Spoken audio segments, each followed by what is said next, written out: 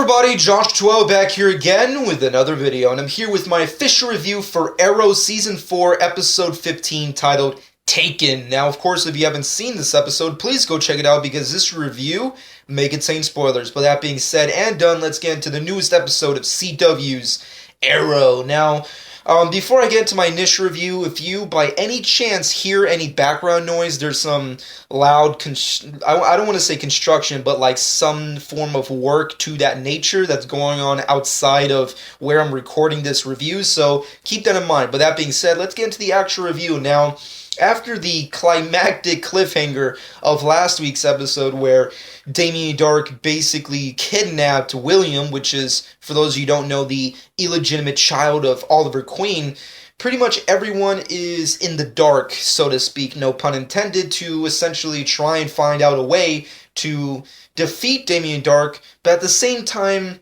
get back William without him getting hurt. And that's pretty much the general gist of this episode. And of course we got the first ever appearance, if you will, live action wise, of the character Vixen. Now, for those of you who don't know, CW, I want to say last year they created the CW Seed, which is this, I guess, website where you can get more CW bullshit. I don't really know the general gist of it. The only point is that they put out an animated program titled CW's Vixen, which was an animated series that was, I want to say, like 10 to 20 minutes long. It's a very short, limited series, and it went on for a couple of episodes, and it's centered around the DC character Vixen, who is this character who has this totem who gives her the abilities to essentially have all the powers under the animal kingdom, if you will. And it's set in the time period of Flash Season 1, or in between Flash Season 1 and the finale to Season 2.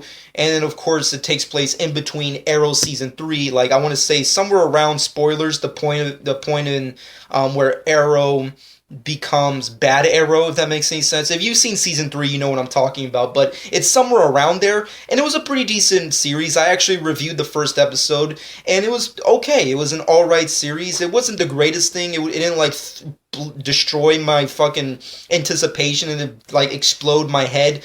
It was an okay series. And now they've introduced the character of said animated program to the CW, and that's pretty cool. And ironically enough, the actress and the live-action portrayal of said character looks nothing like her cartoon counterpart. Now, granted, actors and actresses who portray comic book characters or cartoon characters in live-action aren't going to look always live-action, I guess, on par as to their comic book cartoon counterpart, but at the same time, this version of Vixen was designed specifically for said actress, so it kind of throws me off in the sense of, like, you have this actress who, before even creating the program, you should have known that you were going to introduce her at some point in the show, but design the character in a way that makes her look nothing like her live-action counterpart. Now, granted, the actress is just as great and beautiful as her cartoon counterpart, so I'm just saying, like, I know I'm bitching and I'm kind of going into a rant here, but you know what I'm getting at. It's just that, why does she look so different from her cartoon version, you know? And not even that, even the costume looks very different from the cartoon animated Vixen series. It just feels odd and off-putting to me. I mean, granted, I know there's some time gap in between where that Vixen series takes place all the way to Arrow Season 4 and Flash Season 2, but at the same time, like, why does she look nothing like her cartoon version? Especially considering that, if I'm not mistaken, CW have plans to create a second season for Vixen, which will be coming out soon, so I'm just saying, that's just kind of odd how you introduce the character and completely not really have her look like the cartoon, but whatever, it is what it is. A lot of people didn't see the CW Seed Vixen series as is, because I got a shit ton of comments when I reviewed the first episode, you know, from people who were like, I have no access to this program. Where do I go to watch it? Why can't I see it? It's like, I don't know, folks. I'm not a super hardcore computer guy. I don't know shit. All I know is I type in Google CW Seed Vixen series, and I get that shit for free. If you can't, I don't know what to tell you. That's all I can really say. Hopefully when Season 2 comes around, you can get access to it, but as of right now, I don't know what to tell you. But going back into the actual Arrow episode and stop ranting about Vixen, for a second. It still was cool to have her, and it was really cool to see her actually do some combat and kick some ass, and it was cool to see her interact with the rest of Team Arrow. We got to see her interact with Felicity, Oliver Queen in live action, which was really cool. Little tiny awesome comments and references to the Flash and that whole scenario, because they did cross over in the Vixen series, and her meeting with Laurel and stuff like that. It was just really cool to have that, and it's just a cool notion to know that they created this one-off cartoon out here in the corner, and now they've incorporated that into the show. It's just really cool just on that basis. And on top of that, this episode was great in the fact of Oliver Queen becomes Liam Neeson. I'm just saying, like, Taken was a perfect, I guess, representation of what this episode is. It's freaking Oliver Queen becomes Liam Neeson, except not as badass as Liam Neeson, because let's face it, it's the Neesons. He's a badass. You can't topple Liam Neeson's. It's just impossible. So Oliver Queen does his best to incorporate the spirit of Liam Neeson and hopefully get back at Damien Dark, defeat him, and get back William. And on top of that, we have Felicity, Oliver, melodramatics. We have them their relationship crumbling at its feet and at its core. And on top of that, we also get Felicity getting back on her feet again, which is ironically not only towards her relationship with Oliver, but on top of, like, in a literal physical sense, that she's actually starting to walk again. And for me personally, I understand that, and I know I didn't talk about this in my last Arrow review, but at the same time, like, I like the idea that they're trying to not make her too much like Oracle. I know that the fan base, including myself, were very vocal on how stupid that is to make Felicity full-on Oracle. I mean, like, let's put it out there. Felicity is a rip-off character of Barbara Gordon, specifically her Oracle character, and to make her straight up a wheelchair bound character is just a major, like, red alert, kind of like, you're kind of hitting the nail on the nose a little too close. So can you, like, tone it down? So I get it. They're trying to get her back to Felicity the way she was with this whole, computer chip thingy that they inserted into her spine to help her walk again, and I get it, but at the same time, I feel like to make this whole storyline feel more, I guess, impactful, it would have been nice to have her in a wheelchair longer. We didn't really get that. We got like a good couple episodes, one episode with her dealing with her dark side, her goth Felicity, if you will, and now she's walking again, and it's like, you didn't give me that much time to really get used to it, and now you're just taking it away. It's like, I understand why.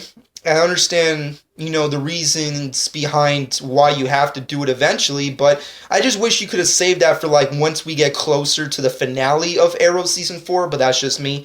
But it was pretty cool to see her, like, the second she, spoilers, break off the engagement, if you will, to Oliver, she kind of just walks away. It's kind of ironic, though, at the same time. It's like, the second she breaks it off with Oliver, she's like, holy shit, I can walk again. Peace, fuckhead. That she gets the fuck out. So it was pretty ironic and weird, but it still was pretty interesting and very dramatic, if you will. And plus, Oliver Queen, his character alone, his story arc in this episode was just awesome. It was so freaking good. I mean, Stephen Amell, say what you will about the guy and say what you will about his upcoming ventures in the TMNT universe, if you will, with that debacle aside, he freaking kills it on Arrow. I mean, like, I'm just saying, and I say it again, I said it before, I'll say it again as we continue with this show, but every single time we see him as Oliver Queen, he just gets better and better and better. And I know it's kind of like a give and take relationship, because it's like the comic books is its own thing, and now the comic books are, being the representation of the TV show. So, like, his performance is kind of like, is getting more or less how Oliver Queen is in the comic books, but as is in the show, I like his performance. Stephen Amell, he's just a great freaking dude, and he's killing it on this show as this character. It's just, he's really defining this character in a way that other actors who have portrayed Green Arrow really haven't up to this point. That's just my personal opinion. And his whole debacle with his son, the mother of said child, his relationship with Felicity, the lies he's been keeping against his team, and all this kind of crazy stuff was just really great. And plus that last sequence, like throw aside the Felicity Oliver stuff, his speech that he gives, not only alone to the city, but to his son, was just awesome. I mean, like, in my head, I'm just thinking, like, God, this is so freaking badass. And plus, on the flip side to that, it's just, like, really cool to see, like, what will happen to that kid when he realizes what you just said to him? Like, what will he become? Now, granted,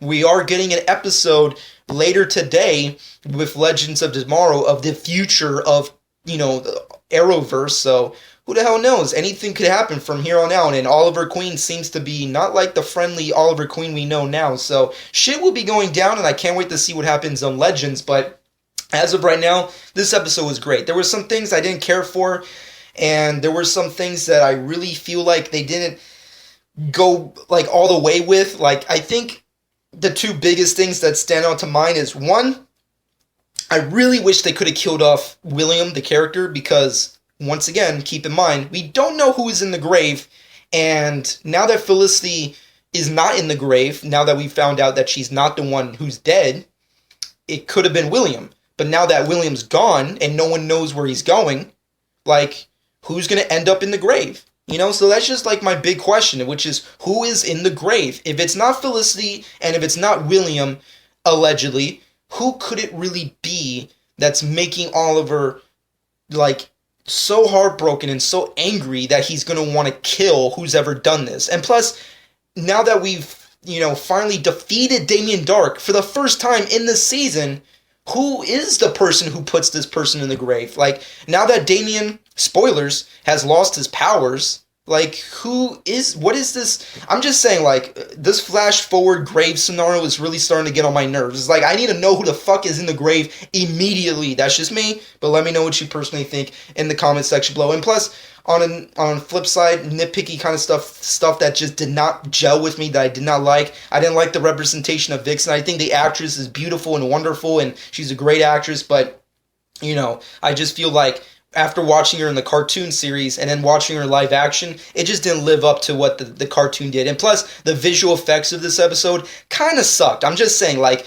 last night we got the epic freaking battle between the Flash and King Shark visually, anyways, was amazing. And then this week we get, like, shitty-ass visuals with Arrow. I mean, like, the Vixen powers did not look as cool as they could have been. And on top of that, there's, like, some sequences where, like, Green Arrow, like, Oliver's, like, flying through the sky or what have you. He's, like, doing his arrow thing, if you will, through the city, and it just did not look that good. It looked very cheesy and just very cheap and not cool looking. I think that's the best way I can put it, but that's just the way I perceive it. But at the end of the day, it still was a good episode. I can't wait to see what happens next. My final verdict for this episode is a solid, a 7.5 out of 10. It was a good, great episode. There were some things that did not gel with me. The Vixen stuff, I feel like could have been a lot better if they executed it a little bit more. Just a tiny bit better if they, just executed it in the way that they should have. But everything else was great. The Oliver Felicity stuff was great. Oliver and his son stuff was great. And it's cool to see, like, what's going to happen with the future of the Arrowverse now that shit's really getting down. And plus, Damien Dark, his powers are gone, so it's going to be interesting how this show progresses. But at the end of the day, this is going to be the last episode for the month, if you will. I mean, we're not going to get Flash or Arrow until the release date of Batman Superman Dawn of Justice, so be on the lookout for that. Yes, we're finally getting closer. We're a month away, literally, from BVS, so that's some crazy shit going down. So, like, in 3 weeks from now, Batman Superman Dawn of Justice, and of course the return of Arrow and the Flash. So, DC week is going to go on fire. But let me know what you personally think about all that stuff in the comment section below. And plus, let me know what you personally think about Legends of Tomorrow, the newest episode that features the future of the Arrowverse, future Oliver Queen, future Deathstroke, and whatever happened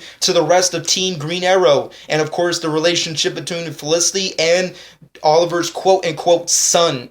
Let me know what you personally think about all that stuff in the comment section below. But shameless plug time, follow me on Twitter and Instagram at Jonk12. Subscribe to my channel if you haven't done so already. And hope you guys enjoyed. And this has been Jonk12.